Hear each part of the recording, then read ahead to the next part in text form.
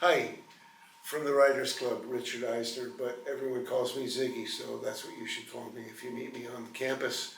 I've been with the Writers Club for about 3.5 years of the 5 that I've been here, and it has been absolutely a joy and totally enlivening for this old guy. I've been a closet writer probably all my life. I've been journaling forever.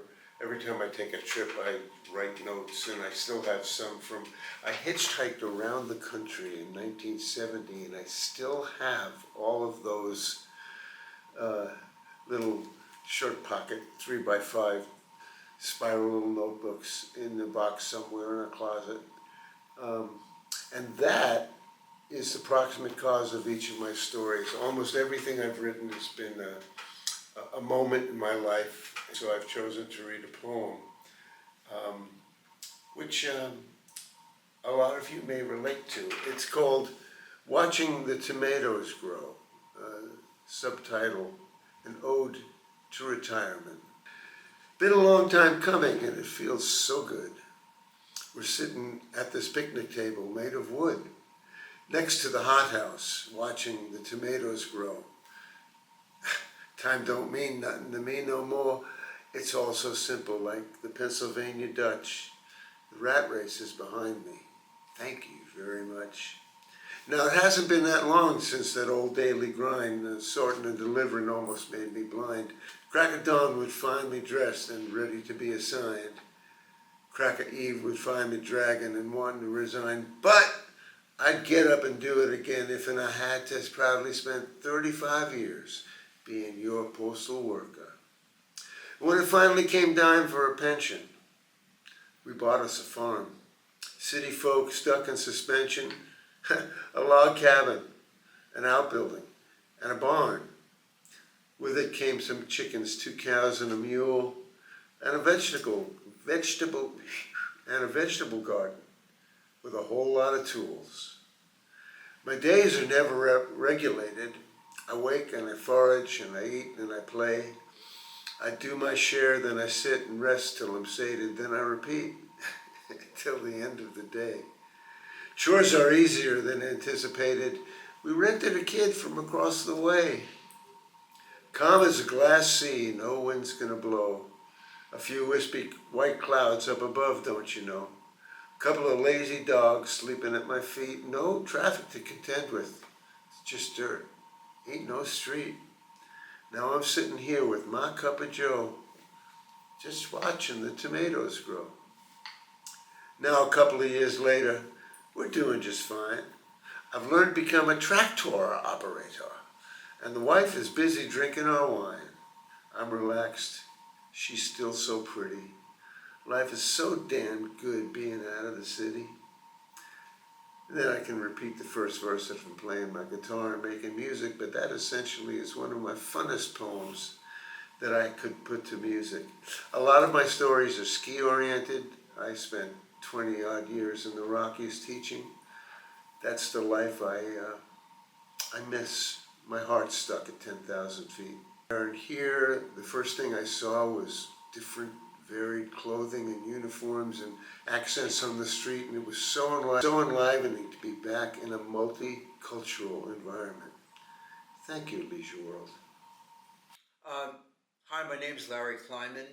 I'm from New York City originally. My wife and I and our little dog have been here at Leisure World over the past year. And midwinter this past year, January, I joined the writers group of Leisure World, and I'm working on a project of writing a primer for new speech therapists in the field. I'm still a working speech pathologist, and I spent many years working in New York City in various neighborhoods with multicultural groups.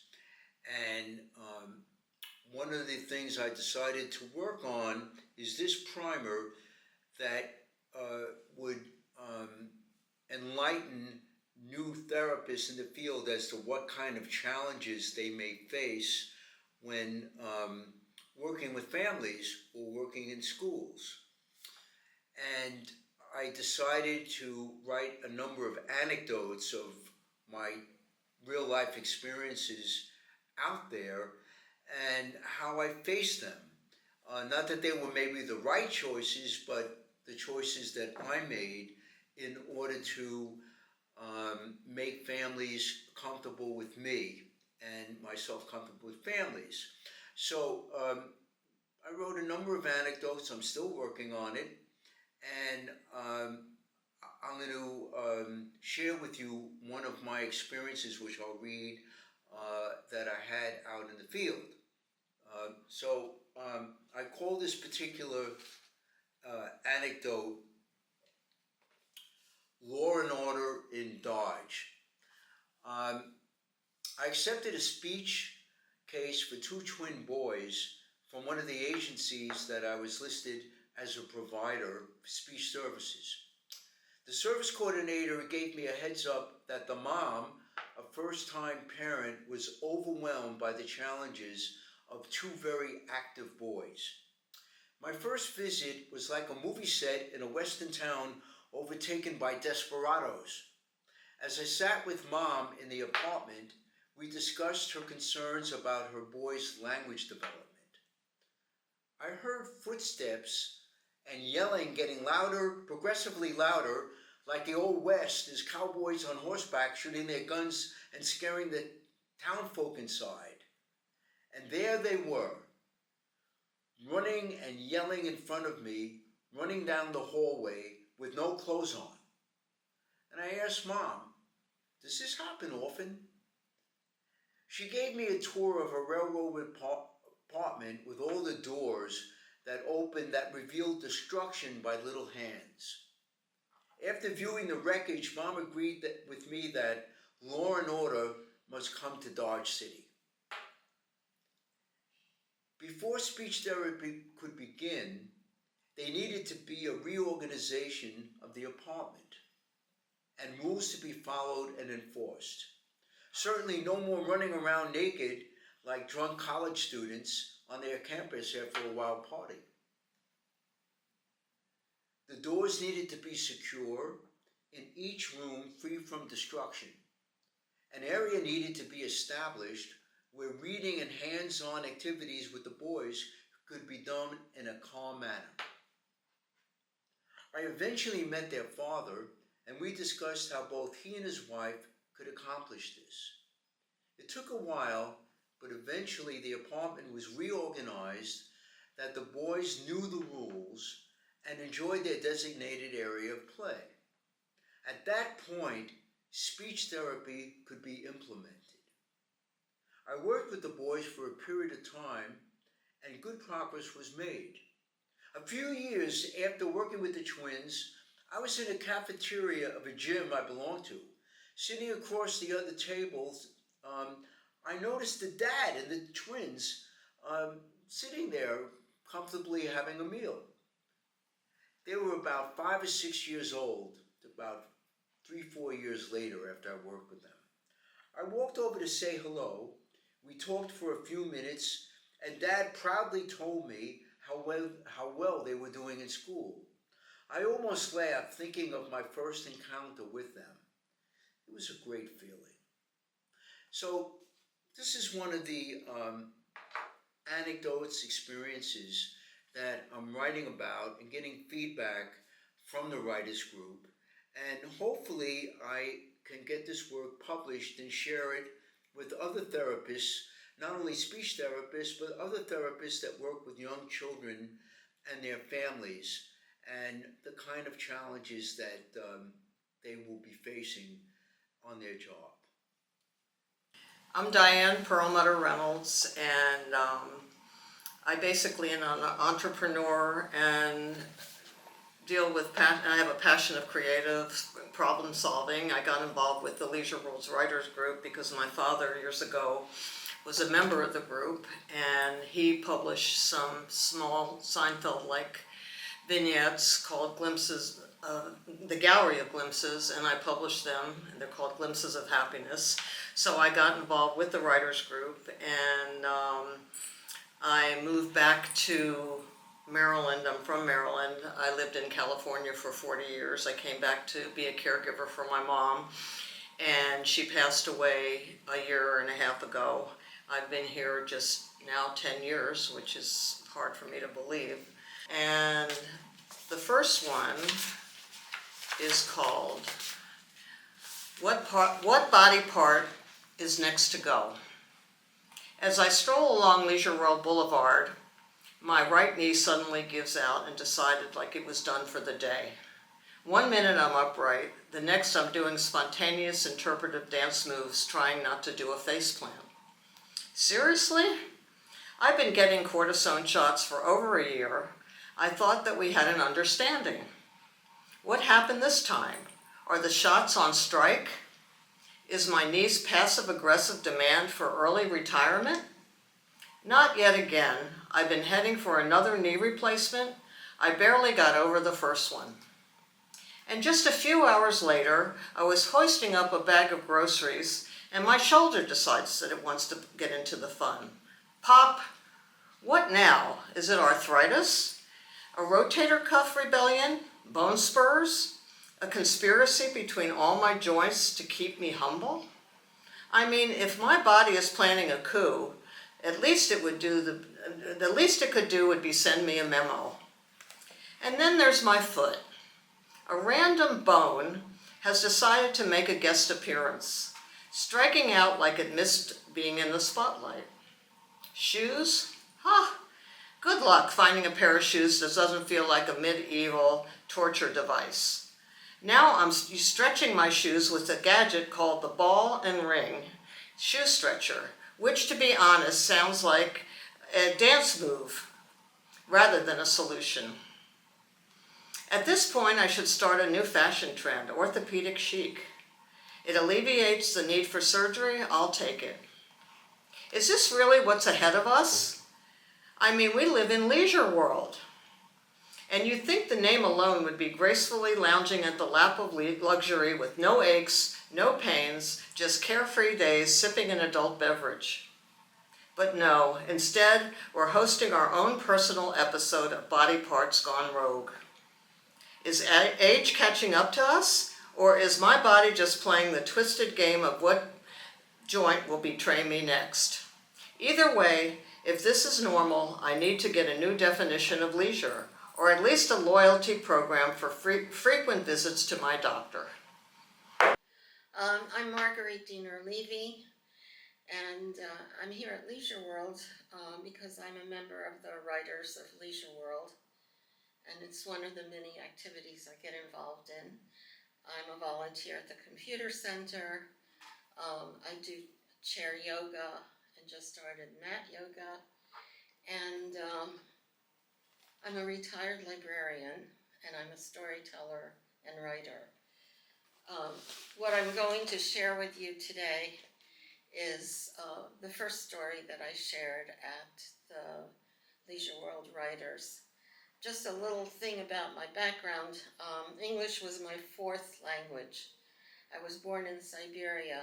My family are Holocaust survivors, and some of my storytelling involves the family history of that. But I've been sharing only happy stories here. Chocolate Pudding by Marguerite Diener Levy. My little brother stamped his foot and yelled at me, "I want chocolate pudding." I was a pretty angry 5-year-old. I saw his anger, but I was only 8 myself, and I was alone with him in our 5th floor walk-up apartment in the Bronx, New York. Our mother had left moments before with a heavy bag of wet laundry to carry to the local laundromat for drying. She left me in charge for the next hour. There was no washer or dryer in our home. We were a hard-scrabble immigrant family which couldn't afford such luxuries. Actually, almost anything that we didn't do for ourselves was considered a luxury. Her hands were always red and chapped from washing our clothes and towels by hand on a small metal washboard in the bathtub. She worked harder than anyone else in our little family of 4. Now she'd left me, a 3rd grader, in charge for the next hour of my little brother. Of course, that assignment came with many cautions, instructions, and admonitions. I understood I was in charge, a big first-time responsibility. I had to keep my kid brother safe and also happy. So what was this thing he was asking for? Chocolate pudding? I had no idea.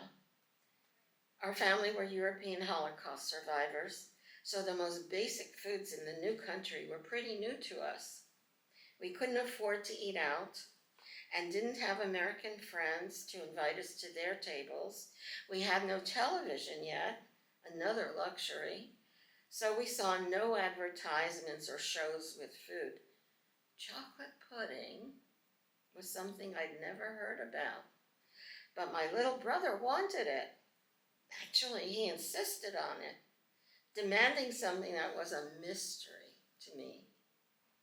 Then he started crying, and my little heart broke. He was so incredibly sad. I wanted to be a good big sister to take care of him, but how? I put my skinny little arms around him, rocking us both. Now we were both crying. I was supposed to be so grown up, able to keep him safe and happy.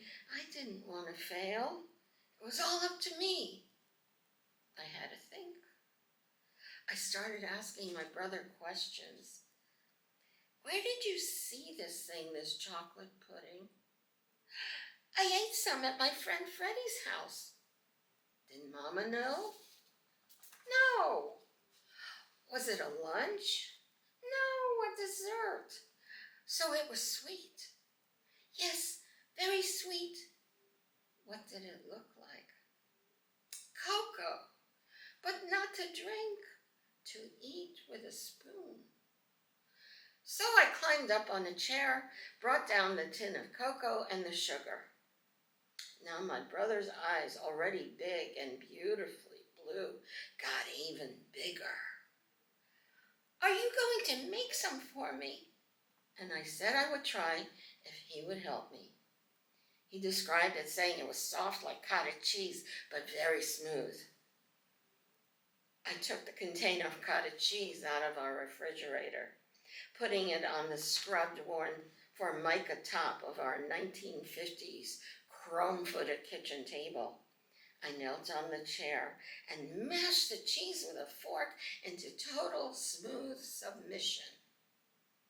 It was a good thing I'd wound my mother's apron all around me, especially when I started adding the cocoa.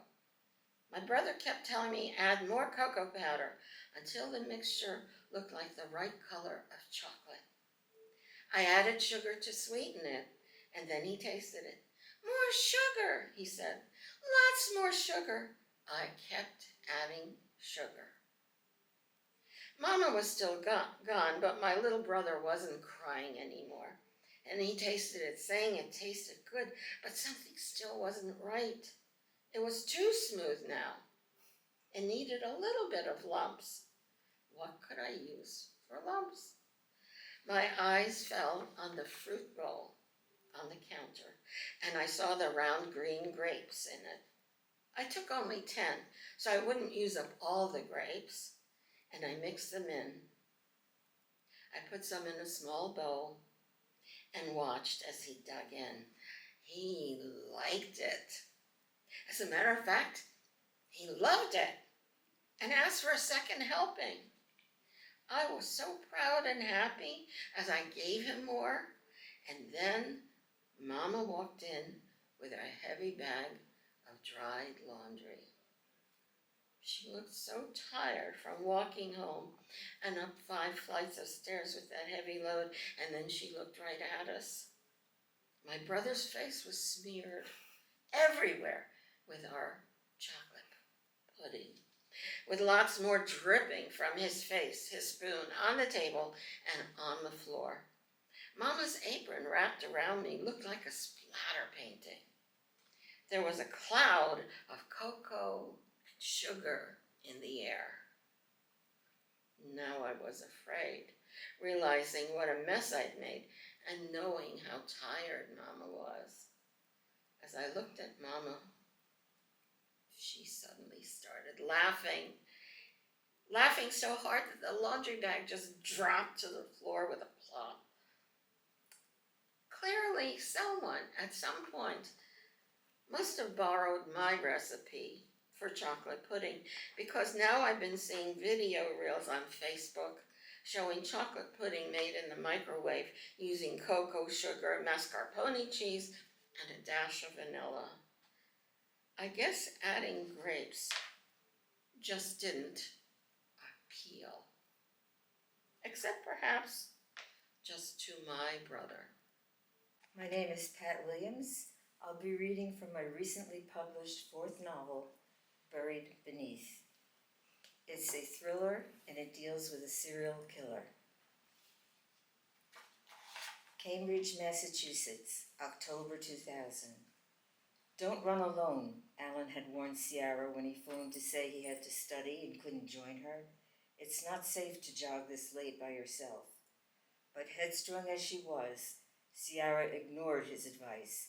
Besides, she was angry. This was the second day in a row that Alan had bailed on their nightly run. Turning right out of the dorm, Ciara took her usual route. She passed the Muger Library, where Alan was holed up with his textbooks, and headed toward the BU Bridge. A rusting, graffiti-streaked structure by day, its steel trusses appeared lace-like under a forgiving harvest moon. Once across the span, she headed east toward the Longfellow Bridge, where she would traverse the Charles River again to return to the dorm. Total distance, roughly 4 miles. Jogging along the Cambridge side of the Charles River, she moved at a steady pace, her auburn ponytail swinging behind her. The silver heart-shaped locket on her neck bounced with each stride. She never took it off. Alan had given it to her on the anniversary of their first date. The crisp autumn air refreshed her as she ran, and despite the nearby traffic, the river's gentle murmur prevailed over city noises. Approaching the MIT boathouse, she listened instinctively for footsteps behind her. Nothing. The path ahead lay deserted. She checked her watch. 11:10 p.m. Too late for most joggers. Above, thick clouds gathered, cloaking the moon and veiling the path in shadow. The trail that had always felt familiar suddenly appeared ominous. The man waited patiently in a copse of sycamore trees just beyond the MIT boathouse. The setup couldn't have been more perfect. He smiled, rubbing his hands together. No joggers on the path tonight, no strollers at this late hour. They would be completely alone. Buried Beneath is available on Amazon and at your local bookstore. My name is Sue Sherman. I've been at Leisure World 15 months and 4 days. I moved down from Carroll County. I've been writing poetry, free verse mostly, since about the 1970s. And today I have a sonnet that I wrote, which I don't do very often, but it felt good to write a sonnet about this. I called it Choices. I've been thinking about life's choices. If I could choose anything, what would I do? I heard a lady yesterday say twice that what she has here is the best and all new. We have all made the choice to settle here. After years of work and often a loss, we have found a place where there is no fear, where the choices we make show us we're the boss. We found friends here and a new life in the sun. Here, there's a happiness factor we never knew. So much we have learned while always having fun. We discussed new things to do from which we all grew. Life here has given us choices galore, choices we never knew existed before. That's the first one. This one I call Hopes and Prayers.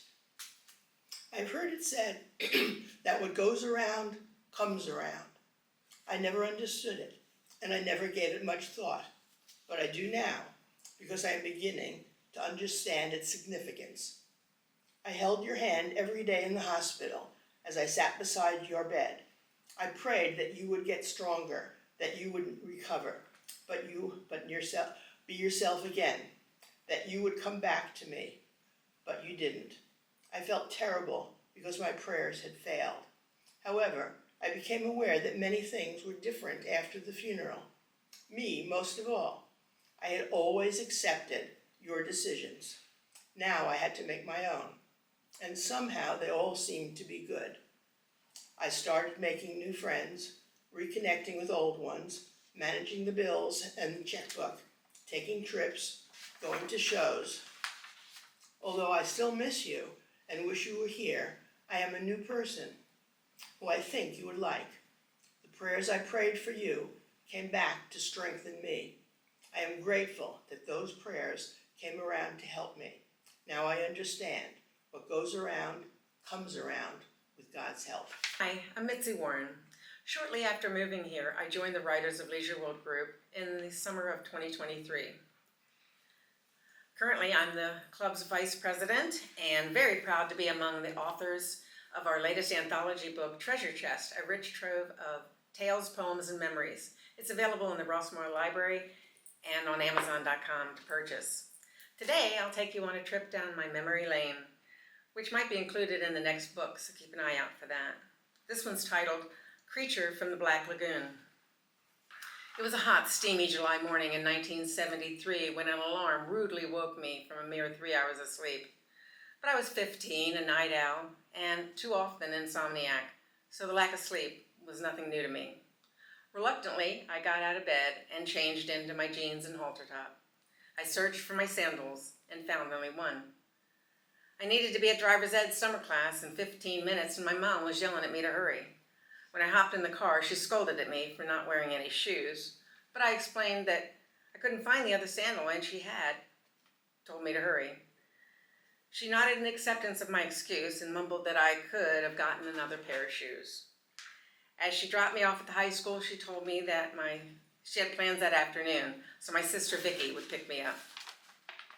I rushed to the classrooms in the bowels of the school basement. The instructor, who was also the football coach, was not happy that I came to class barefoot, and he wasn't sympathetic to the fact that I lost a shoe or lack of sleep. Luckily, he tolerated me better than my classmates, most likely because he liked my brother, who was one of his star athletes in his day. The coach said I wouldn't be allowed to drive that day, which was fine. I was already confident in my driving ability. The class ended around noon, and I went to the front of the school to await my sister, where I waited and waited at least an hour. I had no money for a payphone, and the school office was now closed. Although it was over 5 miles to home, I decided to walk the route she'd most likely take, and hopefully we'd cross paths sooner rather than later. The cross streets were scorching and the sidewalks hot. I could feel the blisters and the bruises from the random pebbles on the bottoms of my feet. Once I reached the neighborhood, I thought walking on the grass might give my feet a break. But after a few minutes, Murphy's Law struck and I stepped on a bee with my right foot. I sat to scrape out the stinger with my fingernail. I knew to do this as I'd been stung many times and I'm allergic, often needing to go to the hospital. I stood up, limped for a block or two, and then tippy-toe hobbled on my right foot until the toes started swelling too. I lost my balance and fell into a yard. I was hot and miserable, struggling to breathe in the humidity. I was also feeling more than a little sorry for myself and very angry at my sister.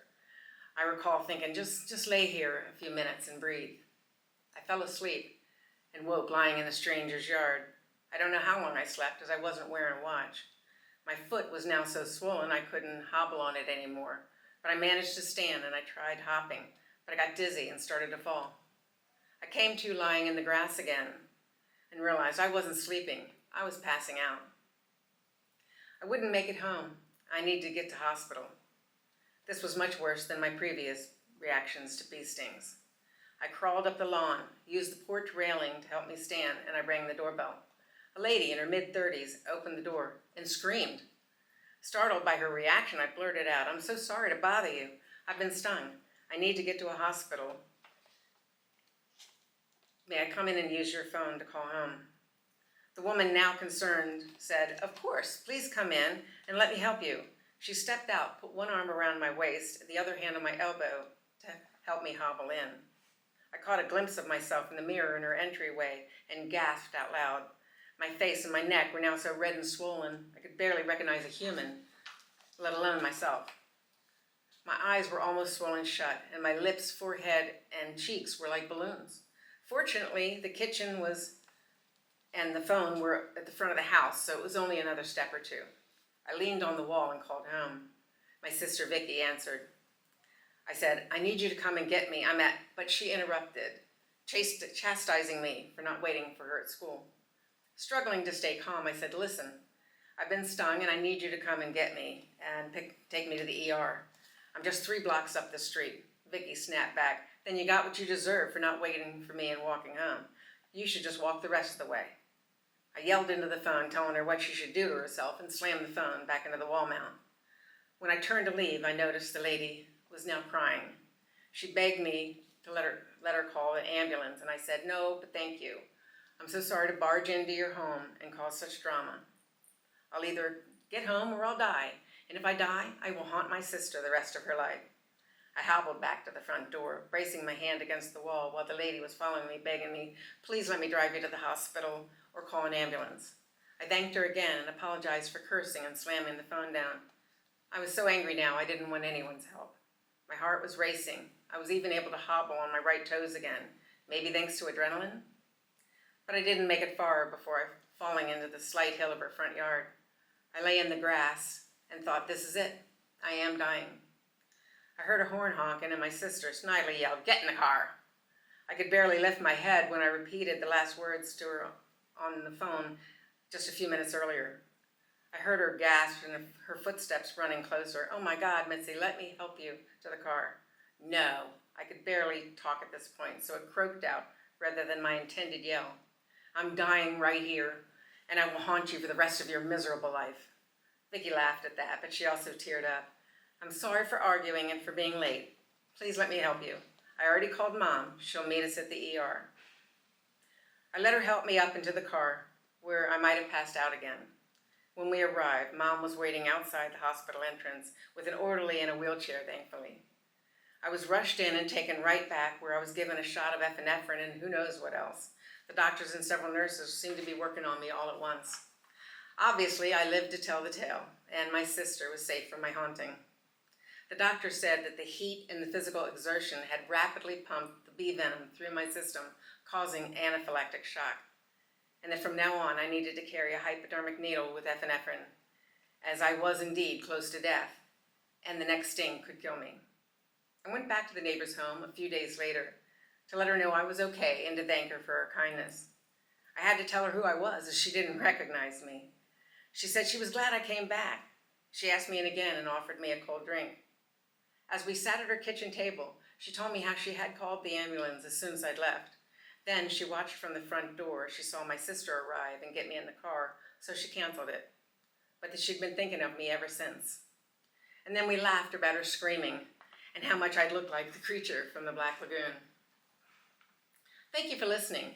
If you're interested in joining our writers group and sharing your tales, poems, and memories, we generally meet the first and third Thursdays of each month in Clubhouse 1.